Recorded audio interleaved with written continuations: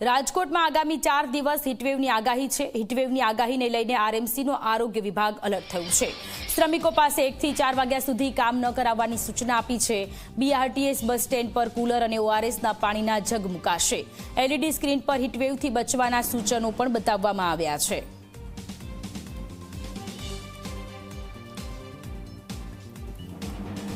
રાજકોટ શહેરનું તાપમાન જે છે આગામી 4 દિવસ સુધી છે 42 થી 43 ડિગ્રી સુધી રહેવાની શક્યતા છે નોંધાયેલી છે। આ ઉપરાંત જોવા જઈએ તો ફીલ લાઇક ટેમ્પરેચર ઘણું બધું વધારે એટલે કે 1 થી 2 ડિગ્રી વધારે પણ પહોંચી શકે છે। અનુસંધાને જોવા જઈએ તો સૌપ્રથમ તો હીટ રિલેટેડ ઇલનેસથી બચવા માટે લોકોએ શું કરવું જોઈએ? સૌપ્રથમ બની શકે તો બપોરના પીક અવર્સ દરમિયાન એટલે કે 12 થી 4ના સમયગાળા દરમિયાન બિનજરૂરી છે બહાર જવાનું ટાળવું જોઈએ। ખાસ કરીને સગર્ભા ધાત્રી બહેનો ઉપરાંત ખાસ કરીને વયોવૃદ્ધ લોકો, સિનિયર સિટીઝન અને જે ઉંમરના નાના બાળકો જે છે અને હાલ વેકેશનની પણ સિઝન ચાલી રહી છે તો એમણે ખાસ જે છે તકેદારી રાખવાની છે। જરૂરી કામ અર્થે જો બહાર જવાનું થાય તો બની શકે તો તમારા શરીરની અંદર હાઇડ્રેશન ઉપરાંત જે છે ઇલેક્ટ્રોલાઇટ એટલે કે ખાસ કરીને સાંદ્રતા ધરાવતા દ્રવ્યો જે છે એમાં પણ લીંબુ પાણી, સાદું પાણી ઉપરાંત લેમન, ખાસ કરીને જોવા જઈએ તો કુદરતી રીતે બનેલા જ્યુસનું સેવન કર્યા પછી બહાર જવું જોઈએ। ઉપરાંત દરેક વ્યક્તિએ પોતાના શરીરની અંદર પાણીની માત્રા જાળવવા માટે દર કલાકે ઓછામાં ઓછું 200 ml એટલે કે 1 થી 1.5 ગ્લાસ જેટલું પાણી જે છે પીવાનો આગ્રહ રાખવો જોઈએ।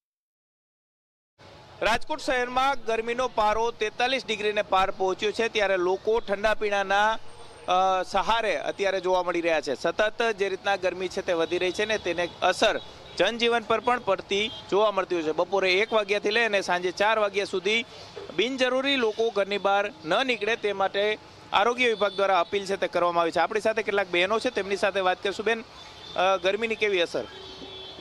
બહુ વધારે છે, સ્કિન ઉપર રેસિસ થાય છે ગરમીના લીધે। અને આમ બહાર નીકળો છો ત્યારે કઈ રીતના તમારી સુરક્ષાનું ધ્યાન રાખતા હો છો?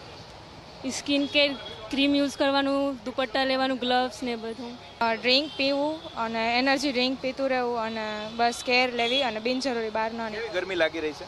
બહુ જ બેન છે કે તે સકરટેટીનું જ્યુસ પીતા અહીં જોવા મળી રહ્યા છે। શું કહેશો, ગરમી કેવી છે અને બહાર કામથી નીકળો છો ત્યારે શું કેર કરી રહ્યા છો? હા, આપણે જ્યારે બહાર નીકળીએ તો આપણે સૌથી વધારે આપણી હેલ્થનું ધ્યાન રાખવું જોઈએ, કારણ કે આવી ગરમીમાં આપણે ડિહાઇડ્રેટેડ ન થઈ એનું ધ્યાન રાખવું જોઈએ। ફ્રેશ જ્યુસીસ પીવા જોઈએ અને ઓલા જે કેમિકલવાળા ડ્રિંક્સ છે કે કોલ્ડ ડ્રિંક્સ છે એવું બધું અવોઇડ કરવું જોઈએ અને વધારે નેચરલ જ્યુસીસ ને એવું પીવું જોઈએ। ગોગલ્સ પહેરવા જોઈએ, પછી સ્લીવ્સ પહેરવી જોઈએ, આપણું આખું બોડી કવર રહે એ માટે આપણે બધી જે ગેજેટ્સ છે બધું પહેરવું જોઈએ અને એટલે આપણી સ્કિન જે છે એ અફેક્ટ ના કરે, બહુ વધારે ટેન ના થાય। આપણી સાથે જ્યુસ સેન્ટર ચલાવતા વ્યક્તિ છે। શું કહેશો, ગરમીથી બચવા માટે લોકો કયા પ્રકારના ઠંડા પીણા પી રહ્યા છે? લીંબુ વાળું વધારે પીવે, લેમન જ્યુસ પીવે વધારે, જ્યુસ, શેક, દૂધ, કોલ્ડ ડ્રિંક બધું હાલે। સામાન્ય દિવસો કરતાં ટ્રાફિક કેવો? બહુ ફૂલ ટ્રાફિક છે અત્યારે આ તડકાના હિસાબે। બહુ લેમન જ્યુસ ને આ બધું વધારે પીવે બધા।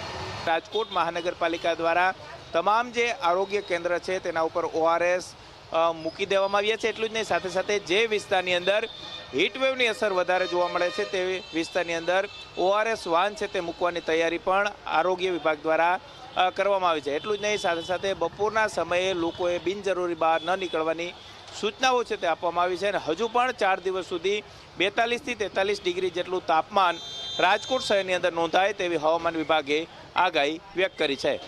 કેમેરા પર્સન ઉદય પવાર સાથે ગૌરવ દવે, ઝી મીડિયા।